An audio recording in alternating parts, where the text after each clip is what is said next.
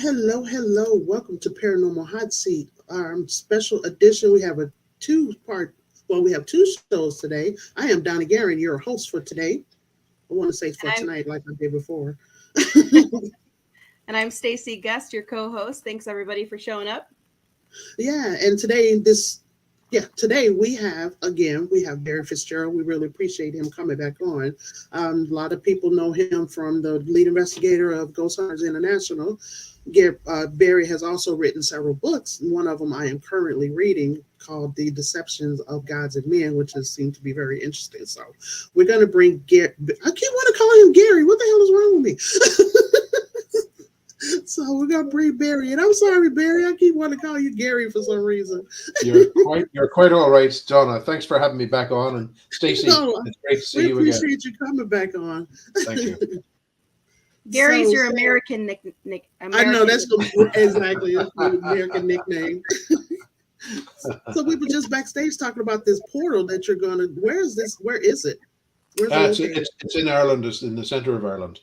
Oh, okay. This is an investigation. It's ongoing, but it's looking very, very promising. I've already finished the interviews and things like that. So that's all in the bag.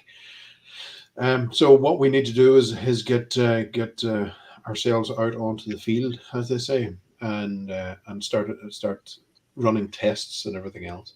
Hmm. Uh, but it's looking very, very interesting. We're hoping for big things. There was another portal that I was visiting some time ago. I was using a particular device that registers disturbances in time, because these particular portals, when especially even when we go back and look at the ancient manuscripts and how our ancestors were experiencing things around these places, there always seemed to be this difference in time. And I was using this meter to look to look for that particular signature, and sure enough, on the event horizon of this particular location, we seen for the first time, we saw a disturbance in time. Oh wow. And to be able to record that on the camera was absolutely amazing. To have that done. Oh, I bet. We're absolutely thrilled. Though I have to say, some of the portals now you don't want to be around. That one that I was talking about, the Island of the Dead, and that was a place that really tested me beyond what I thought I could ever deal with. So it was a place that I have no love to go back to. Wow. Yeah. Have you ever been to Bob Mackey's? No, I haven't. No, no. Yeah. I guess there's supposed to be a portal there too. A portal to hell is what they call it, right, Stacy? That's what they call it. Yep. The portal to hell. Mhm. Yeah. Yeah. Well, the thing is, when we go back, and there had been some tests done, early examples of AI technology and things like that. And it was programmed with a lot of the data, and it was my research partners, Steve Mira, had been talking to me about this, and the all the information was put in, and it was asked to assess that particular information, and it came back through the AI that what we're looking at is something that's coming from the same source. All of it was coming from the same source. Interesting. So that really turns things on its head.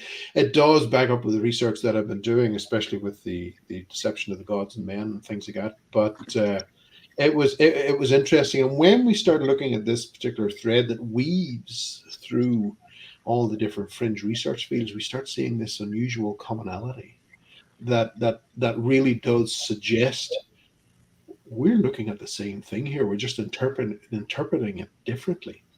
Mm-hmm. Wow. Interesting. So one of the things that the deception of gods and men, like I said, I'm reading it. I haven't got far as I wanted because life gets in the way. Mm. But what I thought was interesting is where you were talking about how these cultures, of course, back in the ancient times, they were praising their God, they were worshiping their gods, and how these gods were coming from the heavens, fiery chariots, and this and that. And it's like, oh my God, he's right. These could have been aliens. Mhm, it's, mhm, it's like, mhm. oh my God. So that I was sitting there looking at it like, okay, that's a good point. That probably is. Yeah, whenever we started really pulling all the layers of that particular onion away from each Hmm. other. We started seeing, as I said, that this unusual commonality, and for instance, some of that would be, um, for instance, the trickster element. We will see that not only within elements of ufology, we'll see that within the paranormal, we'll see that within cryptids, we'll see that within the old gods and things like that. The aversion to iron. Not a lot of people are aware that in the true experiences of the likes of the Greys, when they finally manifest into the sanctity of your own bedroom and in the middle of the night, they have an aversion to iron, Hmm. and that also migrates into the fairy traditions, especially here within Western and Northern parts of Europe. We also see that similarity, that the Fae were also very afraid of iron in their vicinity.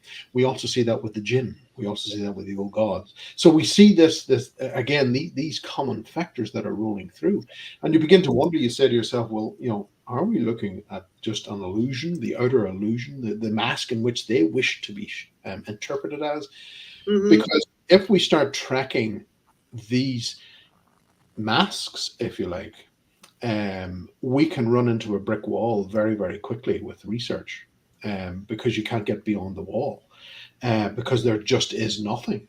And But when we started tracking it by the phenomena in which it interacts with us, that was different, because that then led us back, right back to the beginnings of the written word.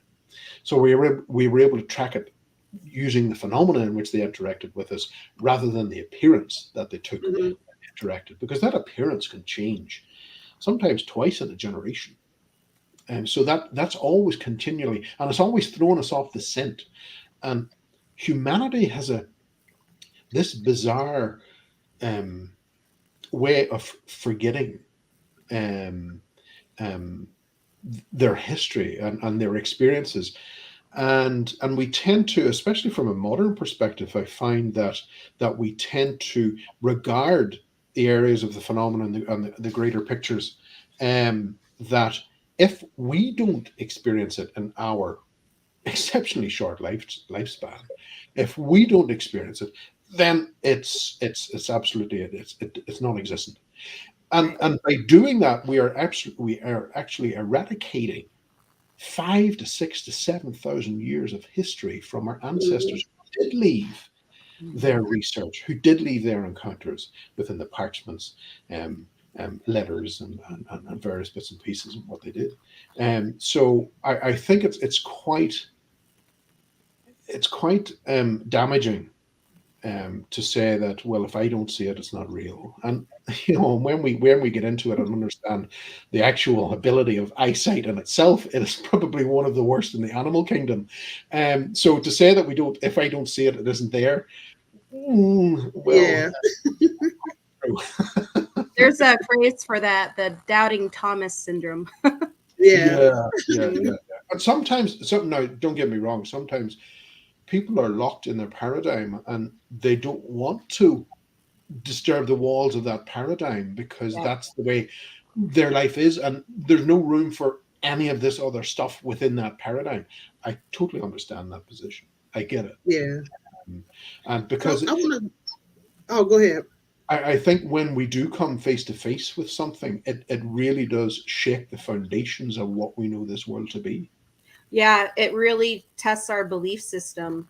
Mhm. And yeah, I've met a couple So, people like that. They just don't want to know. They don't care. Yep. They yeah, don't and want they to do. know. And Yeah. like the guest that we have on later today, he fashions himself as a demon hunter, and Oh people yeah, yeah. kind of laugh at it. He demon hunter. I was like, well, this is if there's good, why is it they're not evil? This you have good and evil.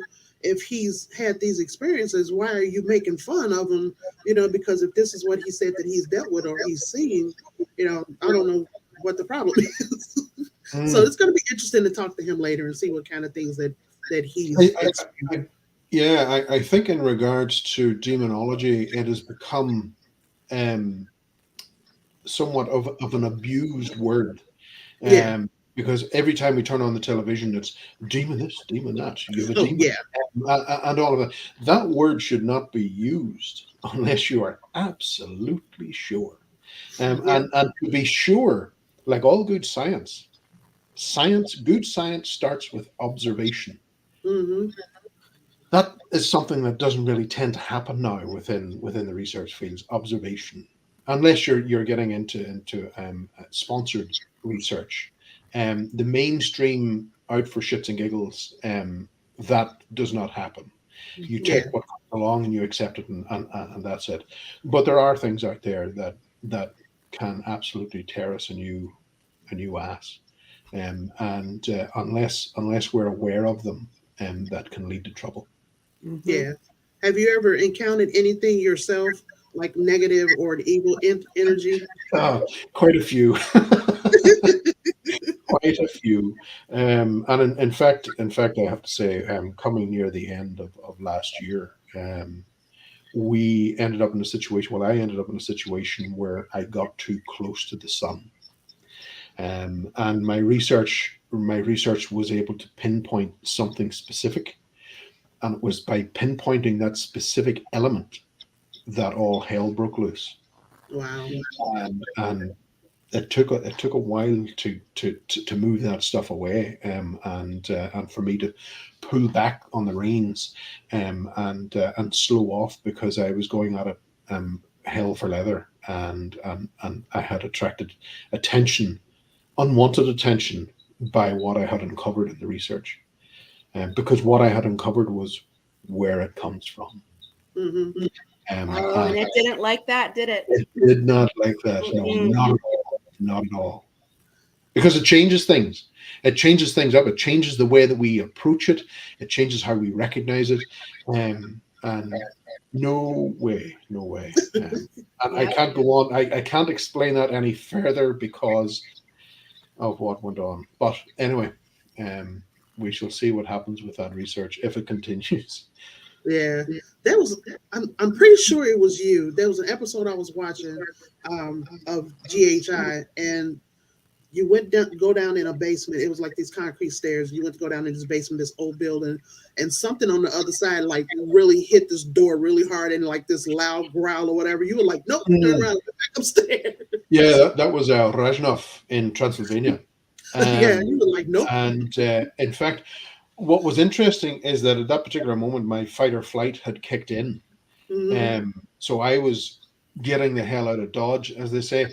But I can remember distinctly, as I was clambering on the stairs to get my grip to get up the stairs, because there was no reel that I can remember. The cameraman was trying to walk or climb backways with the camera on his shoulder, and he was falling back.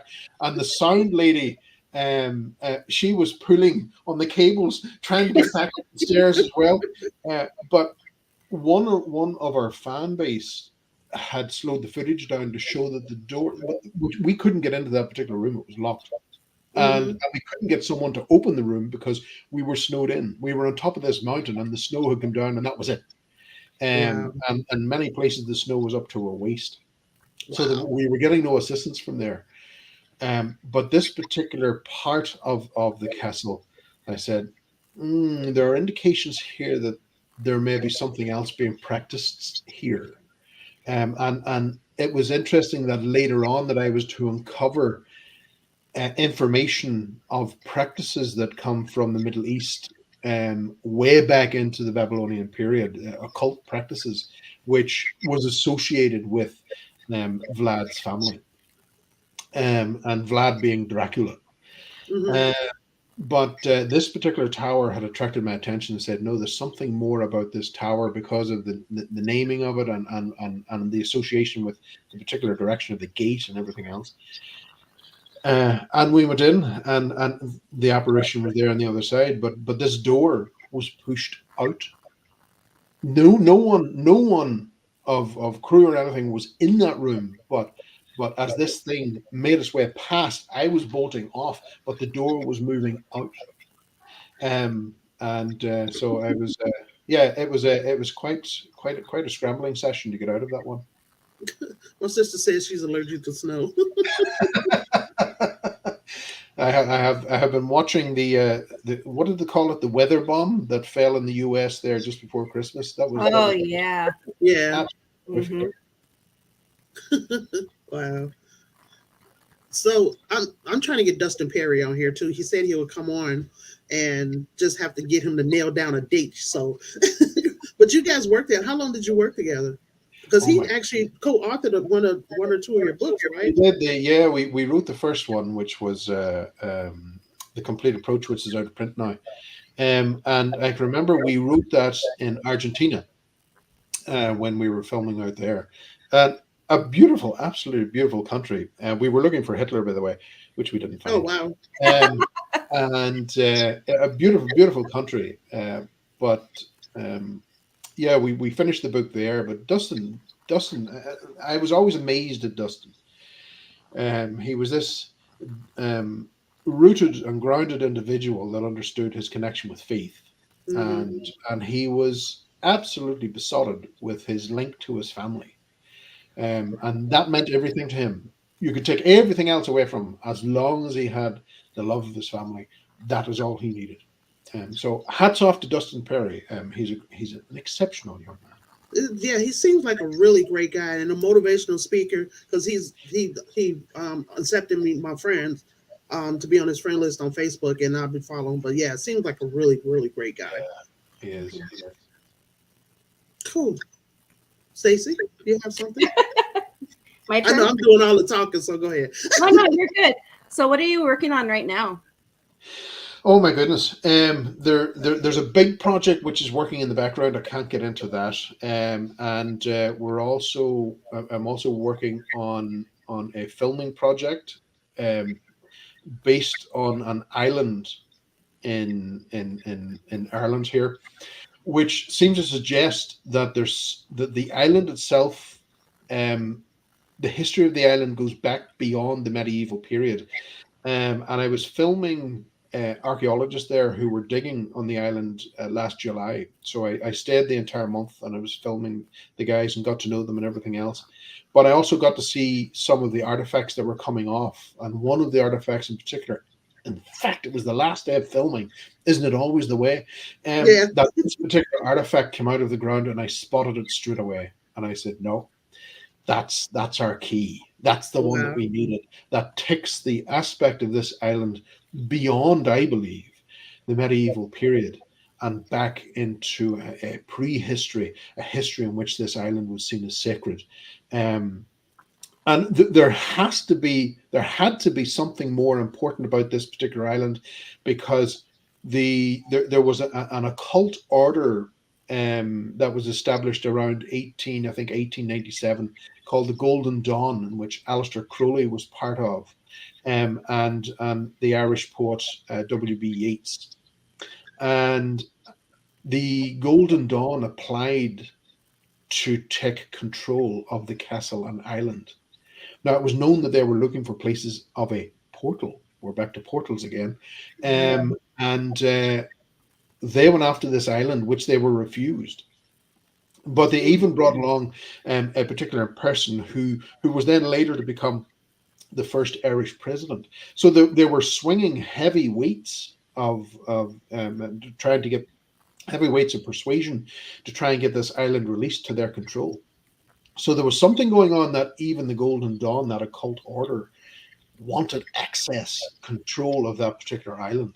And so the story is unfolding as it goes along. The research is there, but it's absolutely staggering. It has been an absolutely amazing experience to see this unfold and where the story is leading.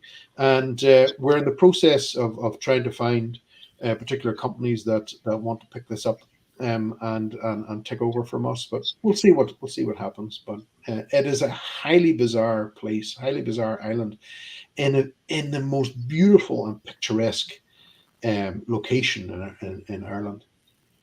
Is it inhabited by anybody, or is it just No, nope? the this was a strange thing about this location, because strange fires always seem to happen around this area, and even huge mansions of houses that were built back in the day to withstand fires ended up having fires that Oh, was wow. Wow.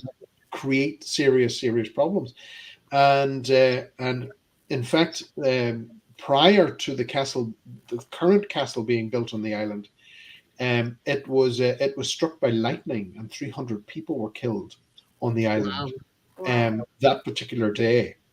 And then in 19, I think it was 1912 or 1916, the castle burned again.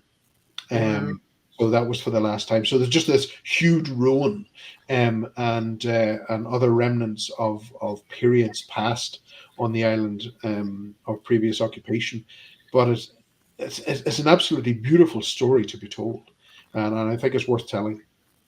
Yeah, that's really cool.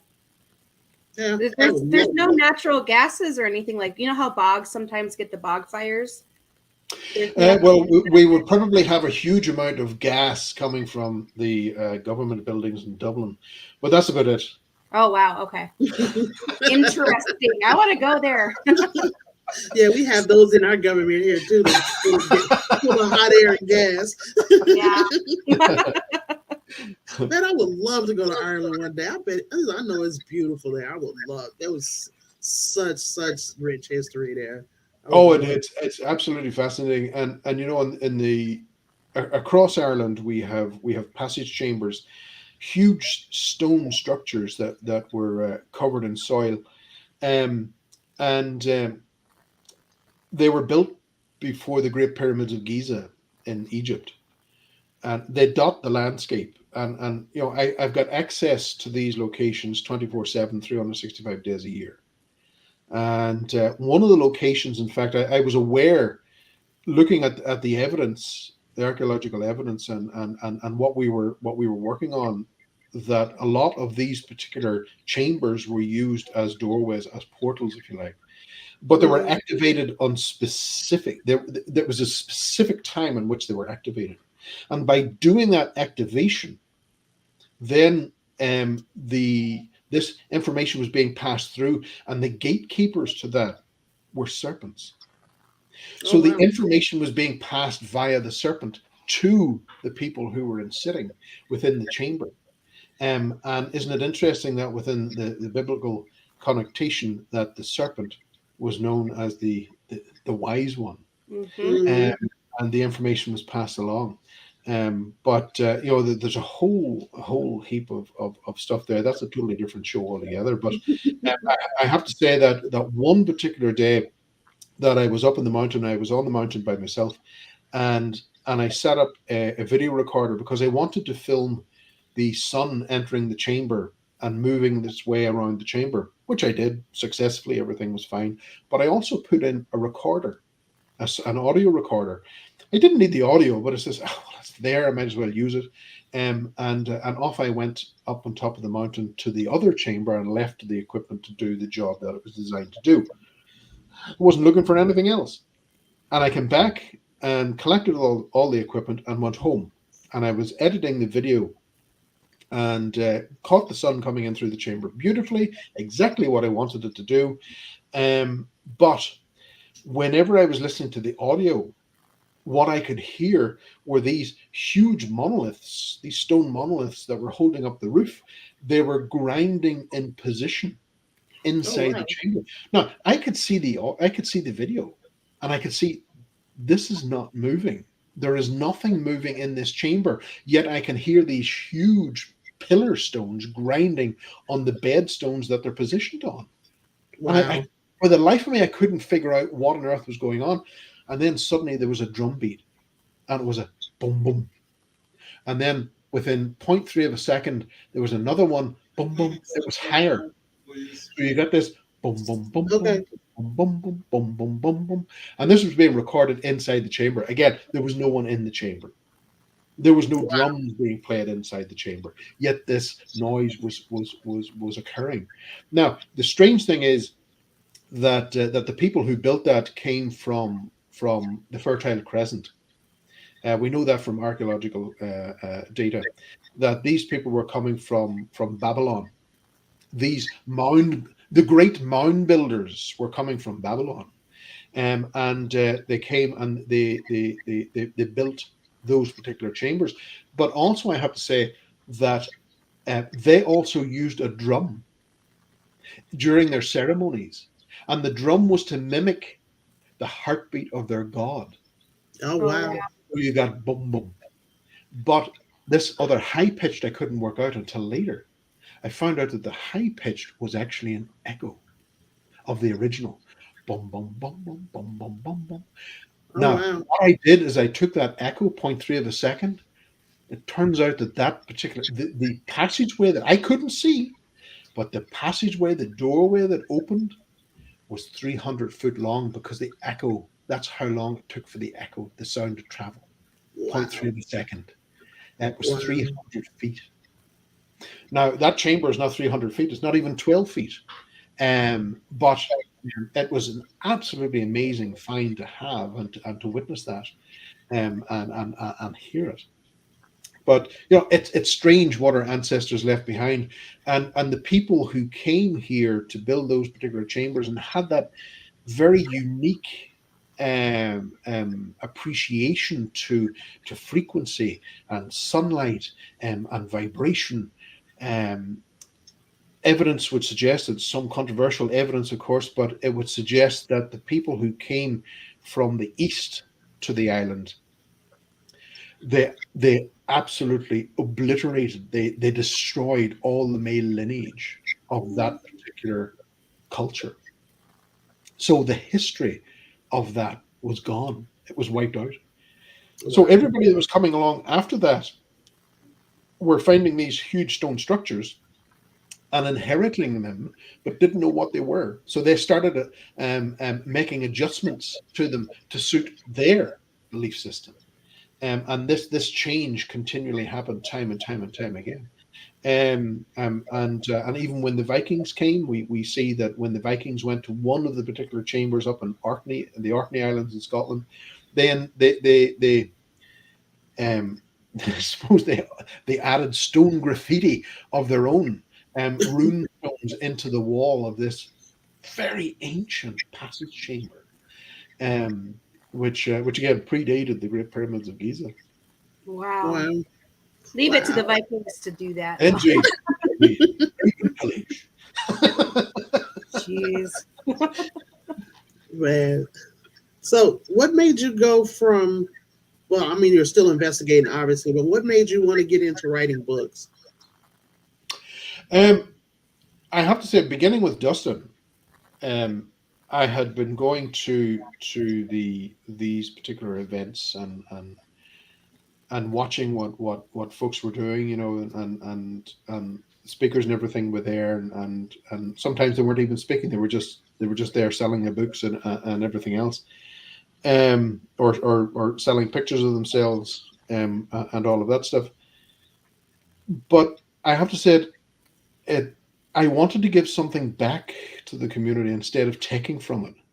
Okay. So that's why I started, well, along with Dustin, we started writing these particular books to share what we were finding. And people can take it or leave it. Entirely up to Right. themselves. Right. And I continued on from there. This is what I've done. And I'm not trying to convince anyone. All I'm saying is this is what I have found. Right. Um, Take it or leave it. And it's entirely up to themselves, because a lot of folks will say to me, well, what would you say to a skeptic? I'm not interested in saying anything to a skeptic, because this is my path. Right. If you do want to read about my path, it's a free world, well, within reason. And you can take the book off the shelf, or you can leave it on the shelf. Yeah. I, I, Like I, I I said, don't it's up mind. to you. Yeah. Read it So or I don't read recommend everybody take it off the shelf. They're good books. it. Yes, they are. They're really good books. Don't leave it on the shelf. Yeah, I got the Kindle version of the Deception of Gods and Men. I've been, because I have my 10-year-old granddaughter that I adopted, so she's always in here, so it's hard to read, and she's got Bubble Guppies playing in the background. yeah, Oh, I Peppa get Pig, your favorite. that. Yeah, I became a grandfather a year ago, so everything now is Peppa Pig. And so and I must say, I think Mrs. Rabbit is up to no good. I think Oh yeah, yeah. What did he say? something's She about this was. woman. She's multi-talented, and she's got her feet on every business that's going. I think there's a money She's laundry. laundering money. Rabbit. They're too funny. Yeah, I was like, what is with this character? It just, oh my god, yeah, it's too funny. Thankfully, What I'm else? past the age of Peppa Pig and all that stuff. So Oh, Yeah. Be kids grateful. are older. She'll just So walk up to me. I have Oh, kind go of a ahead. fun question to ask you, Barry, if you don't Mhm. mind. If you could have tea or coffee with any historical figure, who would it be and why?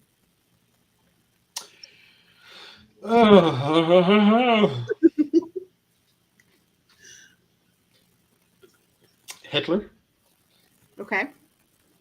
um, Jesus, and I don't know about the third one. But yeah, those two. I'd like to ask Hitler why. Yeah, What was just going shake the through hell it? out of them. What was going through? Well, it was to understand.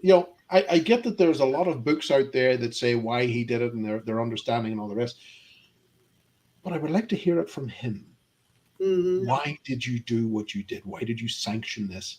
What caused that? What was the spark that triggered that? And I know that he was on a lot of drugs, and there was, especially near the end, he was completely rewired with the drugs he was taking. But it was interesting that one of the doctors that was prescribing the stuff to him happened to make a comment that one particular night Hitler shot up in his bed, one of the rare nights that he was actually asleep. He shot up in his bed and looked into the corner of the room and said, there they are. Can't you see them? And I thought to myself, that sounds like a man that's possessed. Mm. Um, so again, it'd be a very interesting subject to go back and look at to see what was driving him to do this and who was behind that particular facade of driving him, pushing him along. But Jesus, yeah, I would be very interested to interview him um, and get his take on the modern version of him in the modern sense, which we know as Jesus. Yeah. So this idea that he's white and he has long hair and a beard, and his name is Jesus, which was a name that wasn't used until the 18th century. No, Uh, I know. so, I wondered to myself, what would he take on this other person that took over his position, um, and this archetype which we created. Mhm. What's his opinion on that particular archetype? And by the way, when were you really born? Yeah, because I heard sometime I've heard like September, and then I've heard he was born in the spring. I heard the spring too. Yeah. Yeah, and they the Christians they totally took over Christmas. It wasn't Christmas, so Well, yeah, there was a lot of things going on, Saturnalia and all the rest, all that fancy stuff was going on. Of course, that's why we get our presents, which we love. But it was a strange times, and maybe the Emperor Justinian or Constantine, sorry. I would probably like to interview him as to say, well, how can you tell the Christians what to do and you rubbed out some of that book and you brought in another element of this book and got rid of 50 other books out of the texts, and then you went home and I believe he boiled his wife and burnt his son, or else it was the other Wow. way around. And then I would probably hand him maybe a few stones and tell him to throw them inside a glass house, because he really needed to look at what he was doing before he yeah, started telling the rest of us what to do. yeah, those Wow. are good Yeah. picks. Yeah.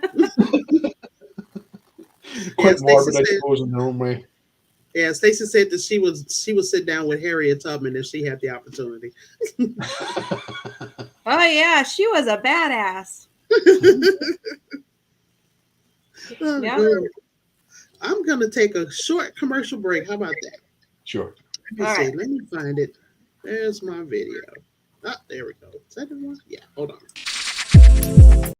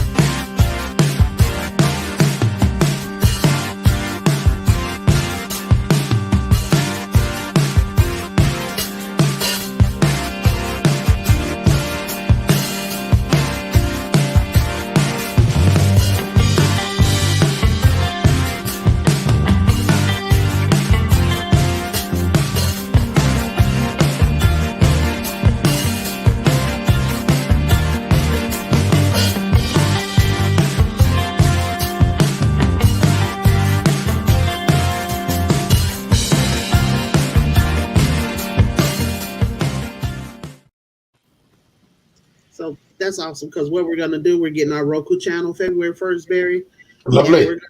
we're gonna allow paranormal teams to stream to our channel for free. They can sign up with us and then they can stream. Ah, So yeah, that's gonna be awesome. So very yeah, good. Very good.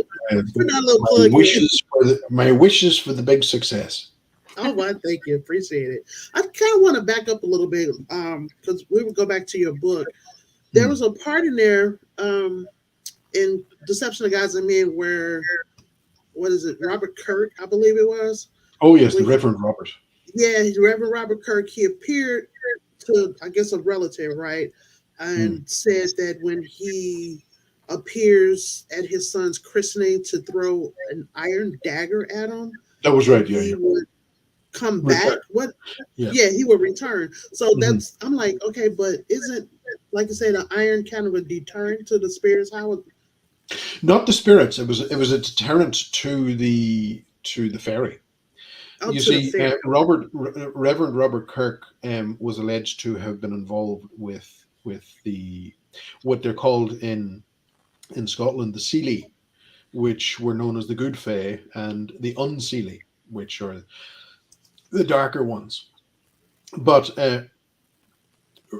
Kirk he was exceptionally intelligent. He had um, created the Gaelic version of the Bible, Hmm. and released that and everything else. So the intelligence was there. Yet he was spending time in this location, which is still very much there in Scotland.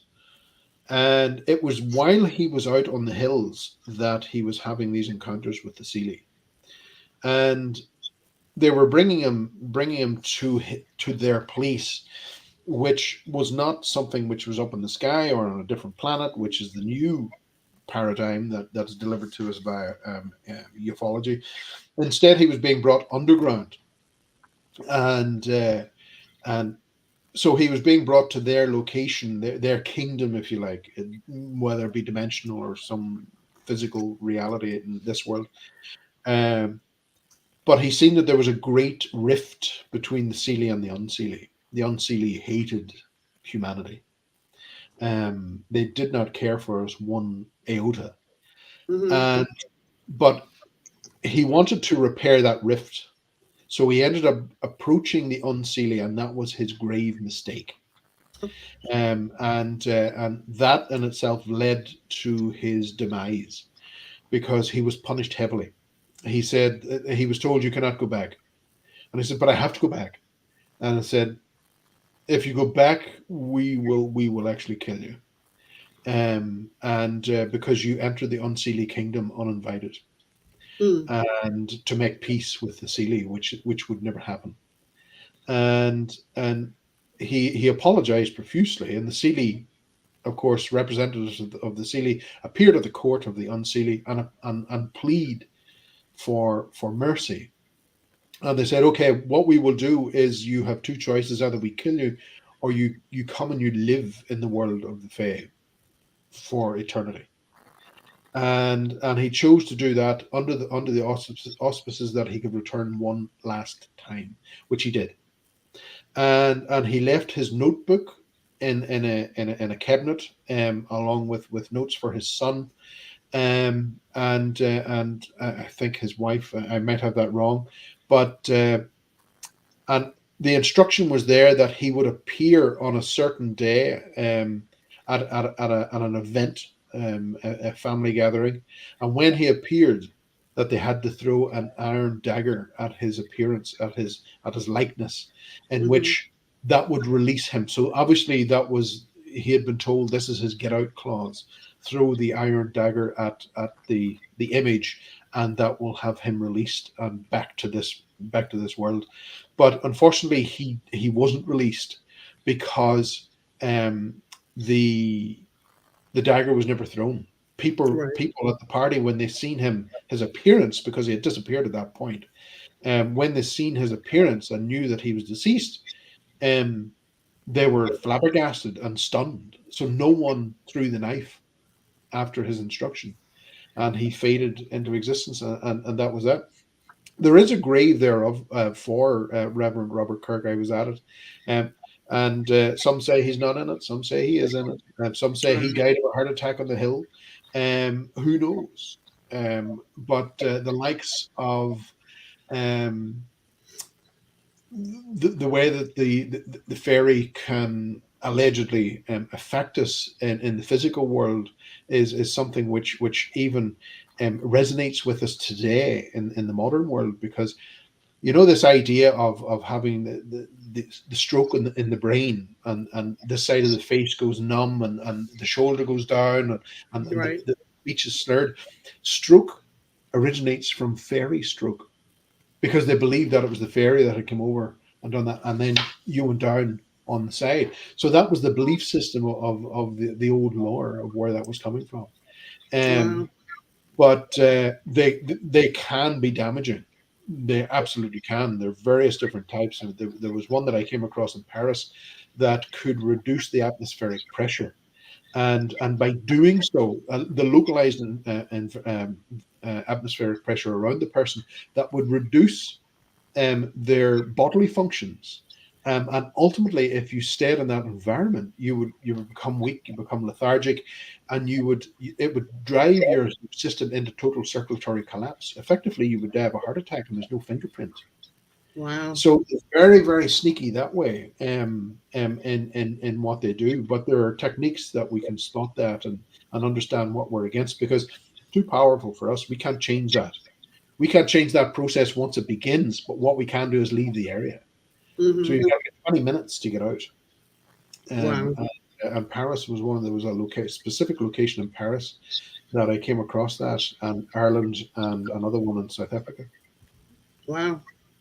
You see with TV, and then fairies are these cute little Oh no, no, no, glittering. no! They will kick your ass. In fact, this particular one, the book that I wrote, The Banshee, is Woman of the She. That's what the Irish call the fairy, the she. So Hmm. it's Woman of the She, and she is a harbinger of death. She will announce that death is coming, Wow. and retrieve the soul, if you like, of the person that they come to collect, and bring it back to its origin. Oh, I don't have to go on my reading list. Wow. What you got, Stacy? I'm just listening. I am not. She's sitting there like, wait, oh my God. I'm soaking all the information in, and Yeah. then, um, what do you think is the greatest lesson that you've learned while being a paranormal investigator? um, to second guess everything. Mm-hmm. I think that's the big thing for me. Do not accept the first thing that comes along. Always question it. And as I've said time and time again, if the being, entity, energy, whatever you want to call it, that's coming through from beyond, if it has your best intentions at heart, it will not mind a few questions for clarity. Hmm. But 9 times out of 10, when you become suspicious of it and start asking questions, it's gone.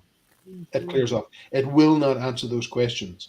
And that in itself is a huge aspect of deception. And we have to stop taking the first thing that comes along, no matter the appearance. It can be a ghost cat, it can be a ghost child, it can be a UFO, it can be an alien, it can be a fairy, whatever the case may be. We cannot accept that mask anymore. We have to question it. We have to get to the bottom of it. And when we start applying the thumb screws, that's whenever it starts backing off. And that to me Hmm. sounds off red flags. Yep. Yep. So we were, a couple of us were at this cemetery one night. It was last year, but we're sitting there and um, I started getting nauseous. Then I got dizzy. Then the lady next to me, when my nausea cleared up, she got nauseous. And then she got dizzy. And then I would get nauseous and I get dizzy. So would you think that something was like attacking us or There's one other thing I got to ask. During the onset of the nausea, were you feeling warm? I don't remember. It was, it was kind of warm outside, so I don't remember if my body actually felt warm or not.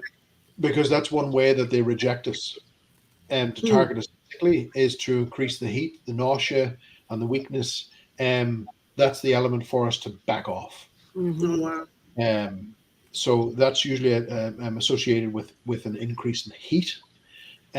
Whereas there are other times when we're making that connection that we will notice the temperature lower. Okay. But that's okay. That's all part of that nature. But what's coming through, we got to question. We got to test it that it is what it says it is. And bear in mind, and this is something that's vitally important. All our experiences that we have had, all our thoughts, our loves, our hates, our doubts, um, even those aspects that something we're not proud of in life, we carry that, Mhm. and that can be read. So for them to clarify that they have your best intentions, you have to come up with a plan which removes you as a communicator. So you're going to be requesting information that you don't know, Hmm. and this has to come from someone that's outside of that circle. And so we have to think bigger this time, because anything that we have experienced, whether it be, you know, there are many times that using various different devices, whether it be Frank's box or Ouija boards, or whatever the case may be, some things that come through and say, "I'm great Auntie Betty," or whatever the thing is, Hmm. and then you'll say, "Well, I had a great Auntie Betty," and you'll accept it. Yeah. Right. But when I tell you something, if you find out that during that particular exercise that it has made one discretion or indiscretion, or one thing that wasn't quite correct, get the hell right out of it. Because if it's told you one lie, it'll tell you more and Oh, more. yeah. It's accessing your information that you carry. So Wow. we have to remember that.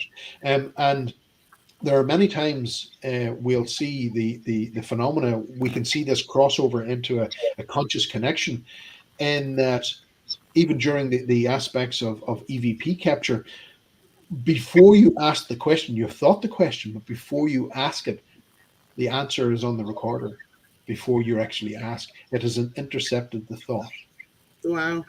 So we have to be aware that there is a conscious connection as well with these beings, that they understand who we are. There are particular processes in which we can lock that out, but those are esoteric practices which I won't go into. Um, but um, we have to be able to block them, so that we can ascertain that they are who they say they are. Yeah. Yeah. And as I said before, if they're there for a better intent, they'll not mind a few questions for clarity. Mhm. Yeah. That goes back to when you say you have to ground yourself pretty much before you can do an investigation too. Oh, yes, yeah, you have to be grounded off as well, of course, and that goes without question. But um, a lot of people will say, well, what particular type of protection would you use? Everybody's different. I am not one at all for group protection, not at Hmm. all. Um, Individual has to look after themselves, Yep. Right. and I'm a big advocate for that. And because there are various different things. To me, as the being manifests, um, iron iron is an absolute wonderful amulet to have around your neck, because they will tend to stay away from that particular person. And if we go back and we look at, There's mine. there you go, and if you That's go from. back I and you took look your advice at, from the last show, and I bought me one yeah, off of Amazon. Yeah. yeah, if you go back and you look at that, you can see that these particular beings have an aversion to iron, even the incubus and succubus, those ancient Semitic demons. And I hate using that term, but Yeah. demons, as I say, but um, those beings will wait on the female who will go will enter their monthly cycle, and they will attack them, because Wow. most will go anemic at that particular point Right. Mhm. until the iron drops before they launch their attack. Wow. Well, I'm glad I don't have that issue anymore. I'm a redhead. It's surprised I don't get attacked more often. No. That's too funny.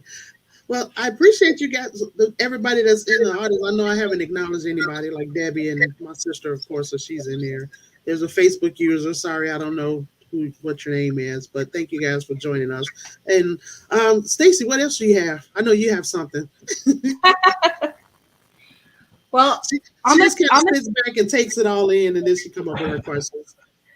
I got another fun one on the talk of cryptids. If you were to compare yourself to a cryptid, which one would you be? Ooh.